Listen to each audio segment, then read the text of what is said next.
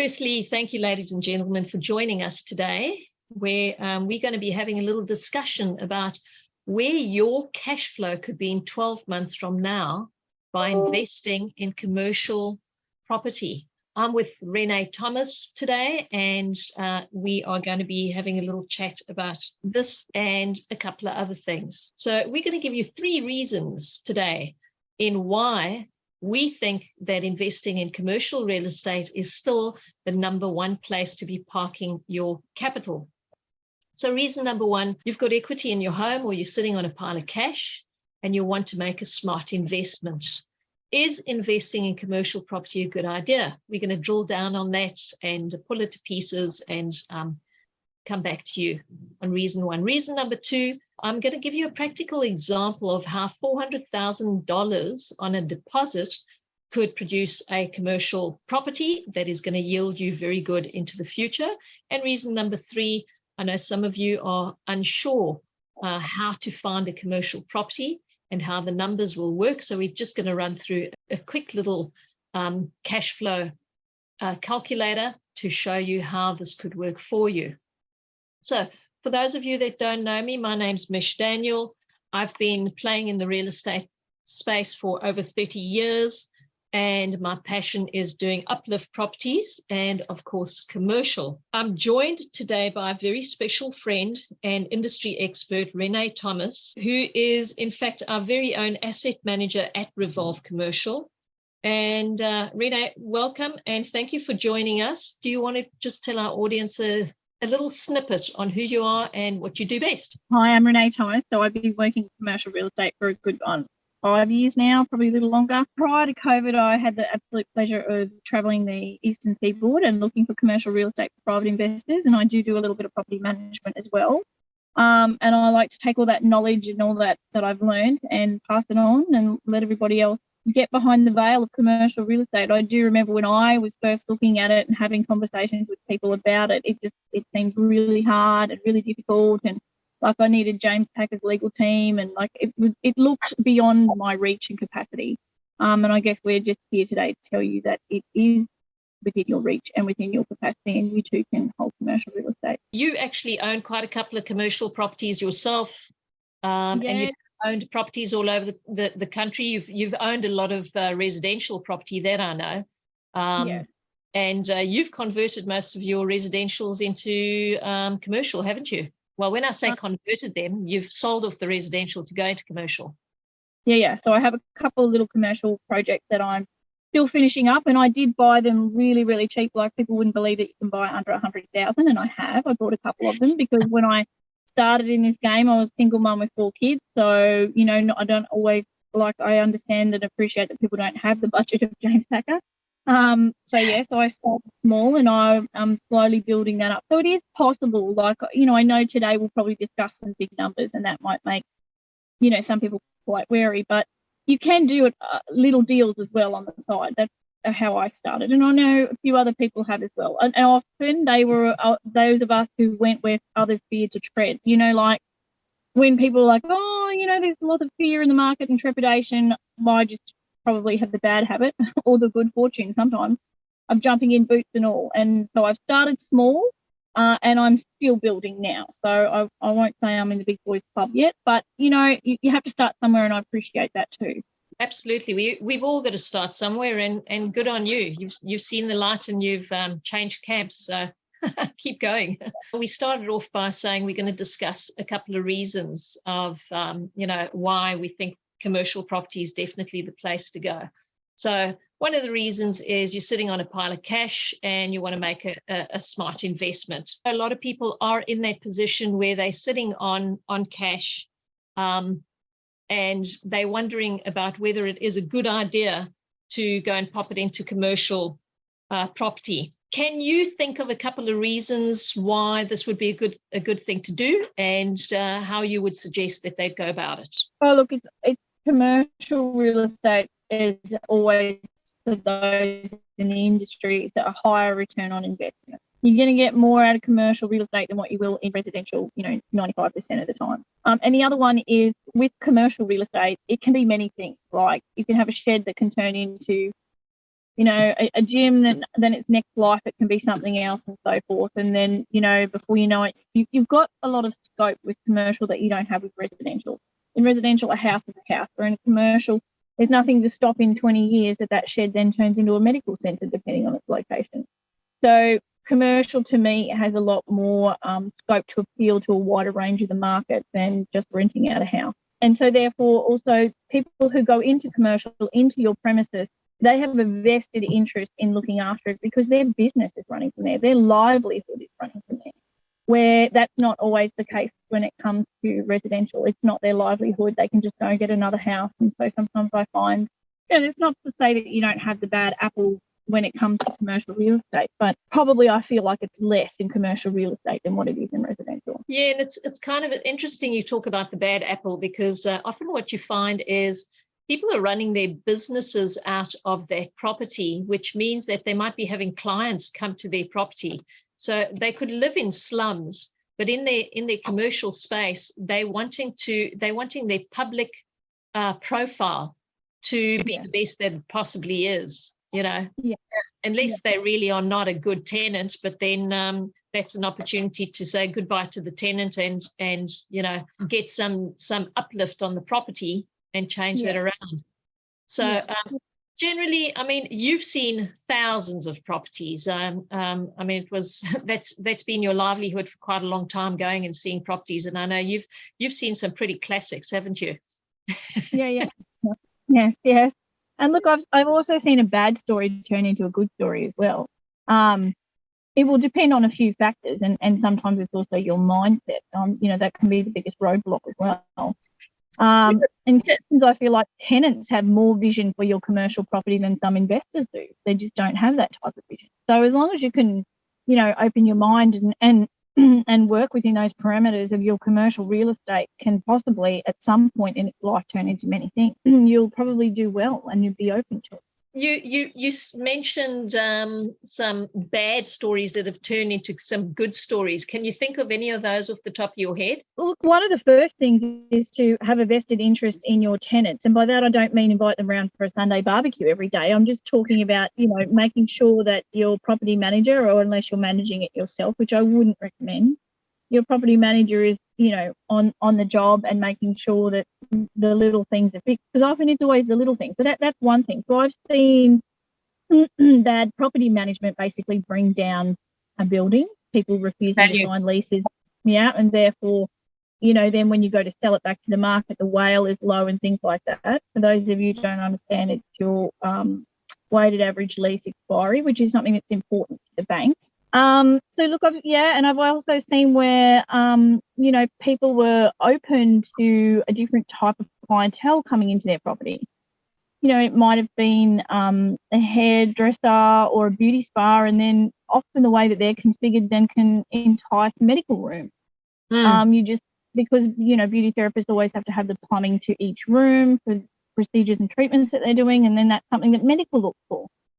So, I've seen lots of good stories, and I've also seen a few bad stories, but depending on where you want your story to go is going to come to, you as a person and the team around you. The team around you can make a difference, from the property management to when you buy the property. Because remember, when you buy the property, the real estate agent does not work for you. The real estate agent works for the seller. And I don't know how many times you say that to people, and I find that they just end up, cutting their own nose off to spite their face, because they don't listen to that advice and don't understand that the real estate agent does not work for you. It never has, or she, and never will. They work for the seller. So I really think that's important to understand too. Very important.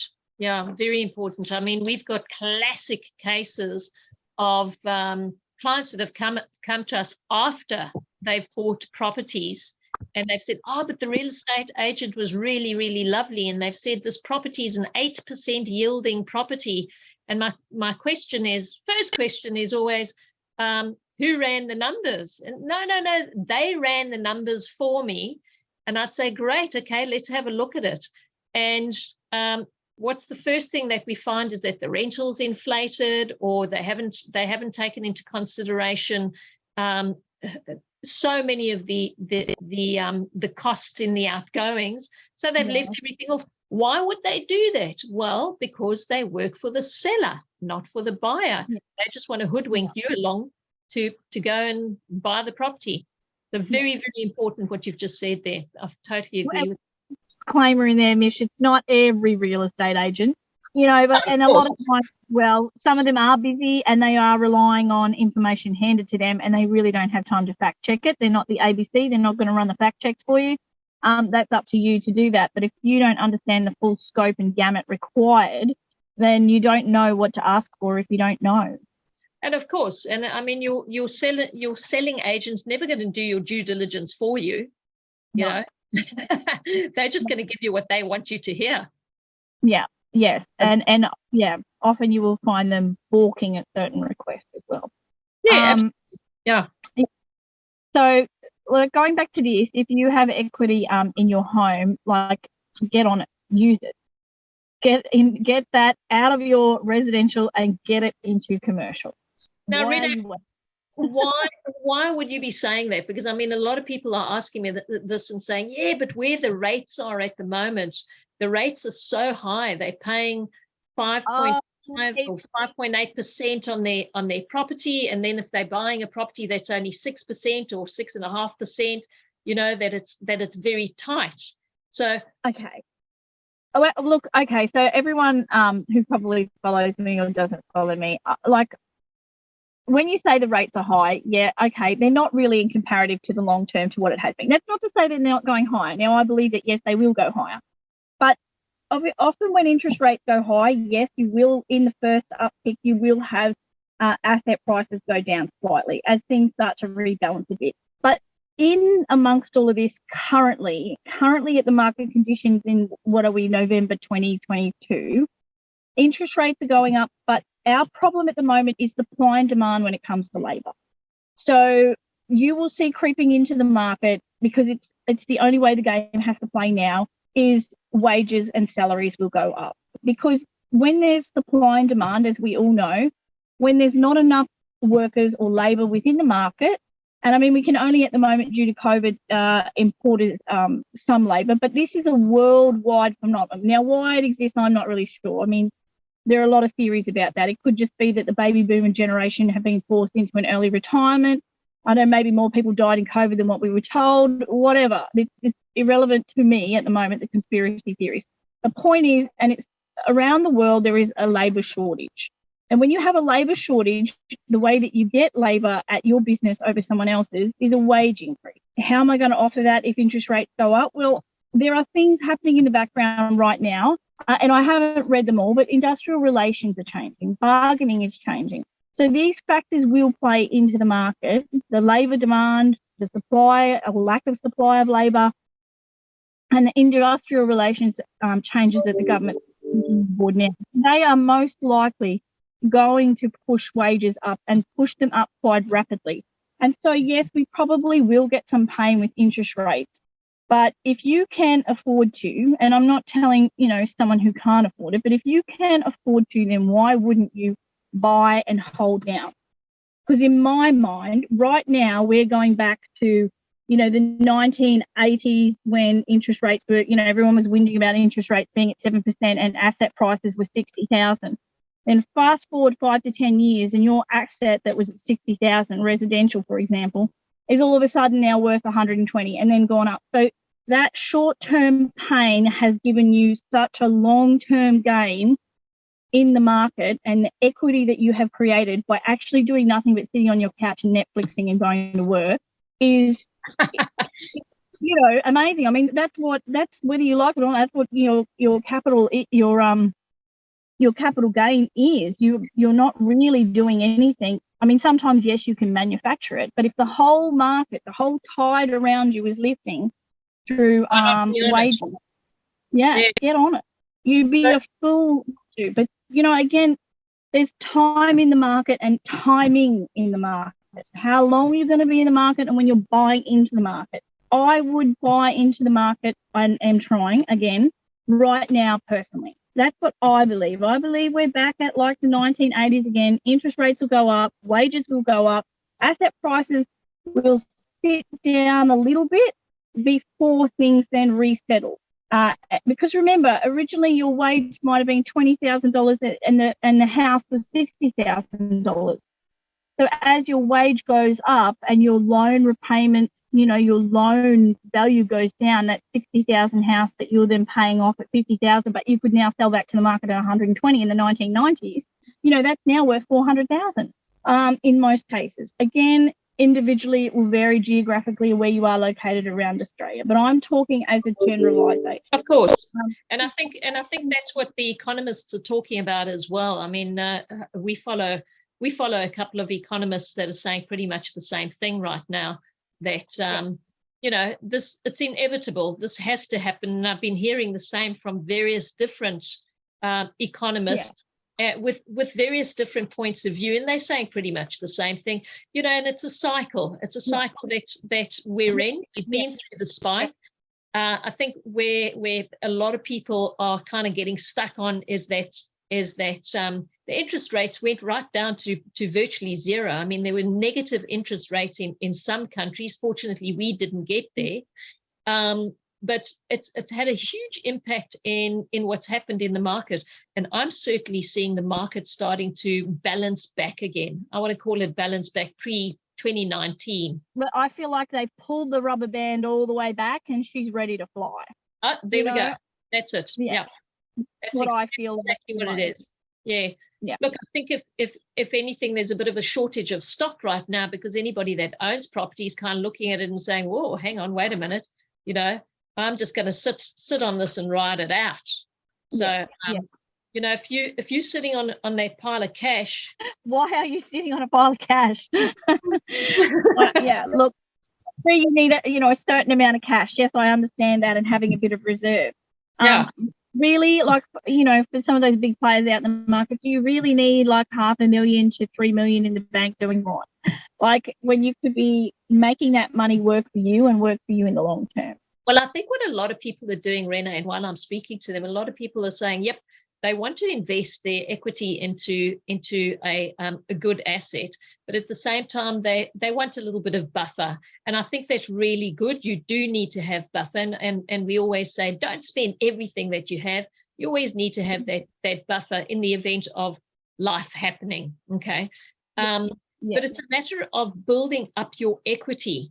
So how do you build up your equity? You build it up by owning assets, by owning bricks and mortar, by, as you said earlier, you could buy residential and clean it up, fix it up, renovate it, add value, or you can do exactly the same strategy in commercial. However, in commercial, your opportunity to add value is a hell of a lot greater because you've got more exit strategies. And your renovations are generally quite a lot cheaper as well.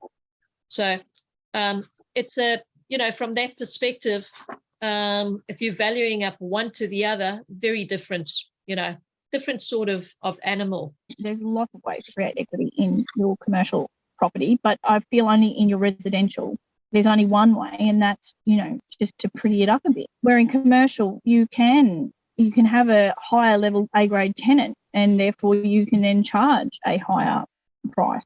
Where you can't do that. Like, in residential, if you have a doctor move into your house, you can't go, well, you're a doctor, so I'm going to charge you more. But you can legally do that with commercial. Your commercial can go, okay, this is medical, and therefore the square metre per medical in the area is this, and that's what we expect you to pay. So you can do those things in, commercial that you cannot do in residential. And also in something like medical or allied medical, I think they expect to pay a higher rate. Their leases are a lot longer, which means that your WALE is longer. And bearing in mind, a lot of people don't know that your rental income is 100% responsible for the value of your commercial property. So you could buy a property, let's just say you buy a property for $400,000, okay, argument's sake. And let's compare $400,000 residential property. You maybe get a rental of what, 50, 80K a year, and that's gross, all right?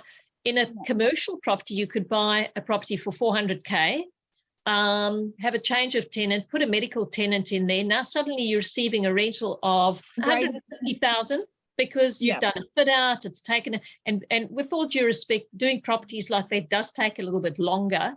But now you've got a property that's worth 1.2 million. You could never, ever do that in residential. So we've actually got some case studies on our website where we show you a property that was exactly that, 400K, and the property is now worth 1.3 million, in fact. So go along to the website, revolvecommercial.com.au, and have a look under the case studies. You'll see that one. I just want to say it another way because everyone kind of learns different. So you and I, Mish, can both have the same shed side by side, and we can have the same fit out. But if my tenant per square metre is medical and paying higher, and your tenant per square metre is a mechanic and paying lower, the value of that property will go up based on the value of that lease. So my property with the doctor in it is possibly going to be worth 1.2 million, and your property with the mechanic in it is possibly only going to be worth, maybe 800 to 900,000. Absolutely. So those things can add the equity and the value to your property that you can't do in residential. So in residential, a 4-bedroom house is what it is. You can't really, unless, it's a shit hot renovation, excuse my French, you could probably charge a little bit more, but you can't say you're a better tenant, so I'm going to charge you more money. Not that a mechanic is a bad tenant, but, often they will go into a different style building. But it's important that people understand the value of the building is not assessed individually. It's the value of the lease that adds the value to the building. So it's a combination of things in commercial. It's the value of your lease, your quality of your tenant, your WALE, the length of your lease. And when you're purchasing those properties, if you've got all of those stars aligned, you'll find that the cost of that property is going to be slightly higher, which means that your cap rate is going to be less. So your cap rate, the yield that you're going to be getting that property at. However, you need to have a look at the difference of how that's going to service you over a long period of time. Because if you've got a doctor in there that's got a 5 + 5 + 5, 15 years lease with a 4% incremental increase, or at the moment CPI is king of the incremental increases, that's long-term investment. Again, commercial is a long-term game. It's not a short-term investment. So if you're buying a property, you really want to be having a look at what your rates are going to be over a long period of time. We like to look at 10 years. And through history, they've always found, and we've always come back to the same thing, that commercial investments, commercial real estate has performed better than any stock market. Putting your money in now might be a little bit painful. It might be short-term pain, long-term gain. I want to show a couple of examples of what 400,000 can do for you. So a lot of people have got on average 300,000-400,000 that they've got in equity, or they've got as a drawdown or a line of credit. I work on spreadsheets for everything. Commercial is very much a numbers game. And I've just done a little sort of snap spreadsheet to have a look at. And this will be available in the notes for those of you that can't see the screen, that are listening to the podcast. We'll make the spreadsheet available for you. So I've got a spreadsheet, and I've worked on a range from 200,000 to about 1.4 million. For the purpose of the exercise, let's work on 400,000, 60% LVR. Which is going to give you a property to the value of $1 million. Now, $1 million on your average yield that you're wanting to be achieving is between 6 and 7%. So for the purpose of this exercise, I'm saying let's go for 7%. It's easy round numbers, which gives you a rental income of, on average, 70,000. And again, interest rate over a 10-year period, I'm saying 4% interest rate is a good interest rate to be earning. And again, on average, over 10%, over 10 years, that's where it should be.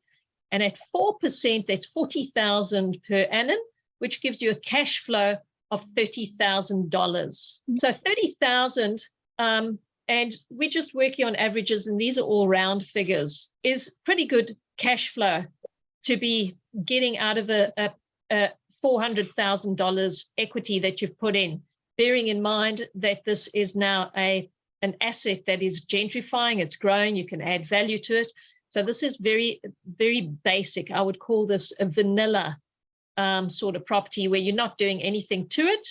And in the first year, you're earning that 30,000 in cash flow. Now, a lot of people ask me on something like this, how would they add value? How can they make more money out of it? Well, we've spoken about adding value, and there's 1,000 ways to add value to your property. The first thing that you want to be looking at are your rentals, your rental income, adding values, incremental increases, and there's a range, putting storage, charging for parking. There's a whole lot of things. I'm not going to go into that right now. I've also done another spreadsheet on a 70% LVR, and lenders are pretty much throwing as much as they can out there. So at 400,000, at 70%, you'd be buying a property. And when I say budget, it's the budget at which you can purchase a property. So your purchase price would be 1.33 million. Your rental would be 70,000 if it's a 7% yielding property. And your cash flow on that at 4% would be 16,667. Those figures they're not stagnant. Those figures can change. And as your interest rate goes up, your tenant will expect you to pass on a rise in the lease. So it's important that you understand that 16,000, it's not impossible for that to turn into 25,000, even though your interest rate might go up. It's important that you keep that in mind. And that's very locked into your CPI or your incremental increase, and that's why you have that increase. So it's very important to understand your lease, and when you're buying a property, to have a look at that lease and have a look at what are the opportunities in the lease where you can add the value and catch up with the market or supersede the market in many cases. So a lot of people are very unsure on how to find a property and how to make the numbers work. And this is pretty much what we do all day, is we work on those numbers, we make those numbers work. I did promise right at the beginning that we'd be having a look at a case study. And Renay, this is a property that you actually worked on. It's Crocodile Crescent.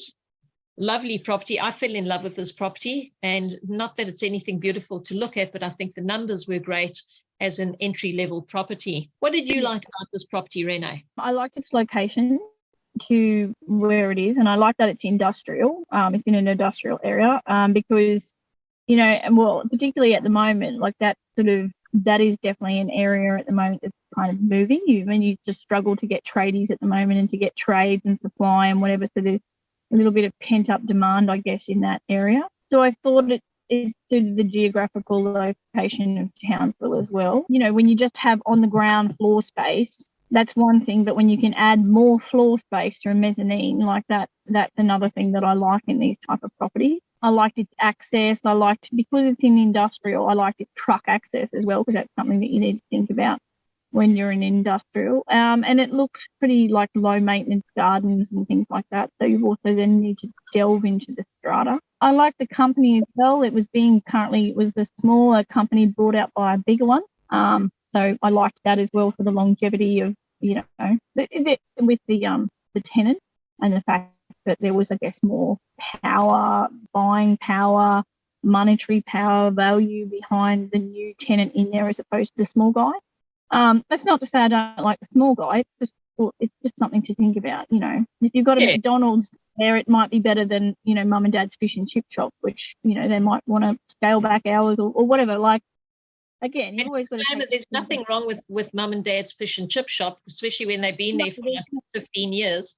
But exactly. But you do need to take that kind of in consideration when you're looking at it. So I liked that at the current time that the person was purchasing this property, it had just switched over to a bigger company, it had been brought out. So, I liked that.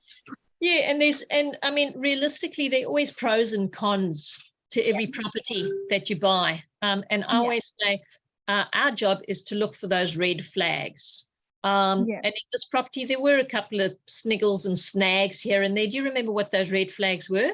There was a few water leaks and stuff like that, but that was up to strata, which they're still, at the moment, it's quite difficult to get tradies in Townsville. So that is still happening currently. And I think there was just maybe a door that needed to be replaced or something with the door on there. And that was about all I can think of for that one. Yes, and I remember in their strata they had spoken about there was flammable material in one of the walls, which didn't exist. So it was actually a mistake that strata had made that we picked up in the strata report, if you remember. And we had to go back. We had to get strata to change that, and they admitted that actually there is no wall. It was exactly. So that's to do with the unfortunate incident overseas with the immigrant blocks in, I think, the UK, where the material used was quite flammable, and so they checked every bit around Australia, and somehow in this one they had said, shall we check it? And someone said no, and they didn't say why, and there was they thought some flammable, but it wasn't. It's a tin shed, so the reason to check it was there's no point. It's a tin shed. There's no wall there. There's no flammable materials. It's a tin shed. So it was just communication and the way it was written down. But that got rectified. Definitely. But you do have to watch the. We're dealing with humans. There are errors. There are, nothing's perfect. But I guess the more eyes you have on the prize, then hopefully the less chance there is of something slipping through that shouldn't be there that can affect you. So that's why, I'm a big advocate for a buyer's agency, because, it's a mentor. It's someone to help you and to ask the hard questions that you might not be aware of. Absolutely, and that's why you have a buyer's agent, because as buyer's agents, we're looking for those red flags. We go out hunting for those red flags and solve those problems, because we actually had to go back and get the strata to remove that, and they looked at it and they said, oh yeah, actually you're right. There are no walls in this complex. Let's just drill down on the numbers very quickly on this property in particular. It's just a little case study and just showing you how the numbers worked. So the purchase price was $650,000. I remember the price being closer to about $700 when we started the negotiation, but we settled at $650 as a purchase price. The net income was $45,670 per annum. Outgoings was $19,425. So the cash flow on this property was $26,027, which is really good for a $650,000 property.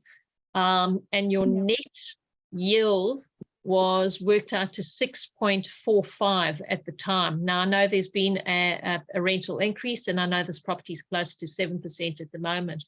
So your cash on cash investment, I think it was $220,000 cash that needed to go into this property. And your cash on cash was 11.80%. Just from a simple little property, very manageable, very affordable. I think that's pretty good to be earning $26,000 per annum out of 220 odd that you're putting into it. And that's another thing too. Like, I just don't know whether everyone understands that, because it's hard to know where everyone in the audience is coming from. Like my little properties, for example, that were under 50,000, I'm fitting them out personally for me. But if I was to hand them over to somebody else, they would pay for that fit out of the property and therefore increase the value as well as pay me rent. It's, in residential, it's important you understand you don't hand your property over to someone and they value add to it. Very rarely, do they remodel the kitchen for you to a high standard. Like that's something that you only get in commercial. And you're not paying for it, the tenant's paying for it, because it's, whatever their business is when they go in there. So with this little one, yes, I really liked it. I liked its location. Also because it is also close to the airport and the industrial. I forgot to add Nev, the airport. So that meant that you could attract someone who was dealing with flying goods in and out and things like that as well. So and the truck access. So yeah, I really like this one. I believe that the owner of that is pretty happy with, sitting back and getting that amount of cash.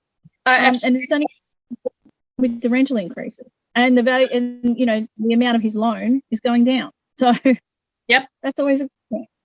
He's incredibly happy with it, and I must say we're incredibly happy with it. And this is just one of many that we have been doing, that we have done over the last couple of years. Renay, if anybody has got questions, I'm going to invite them to book a call with us, or to get a free wealth grow plan. You can go to our website, revolvecommercial.com.au. There's lots of case studies. There's lots of information on the website beyond just booking a call.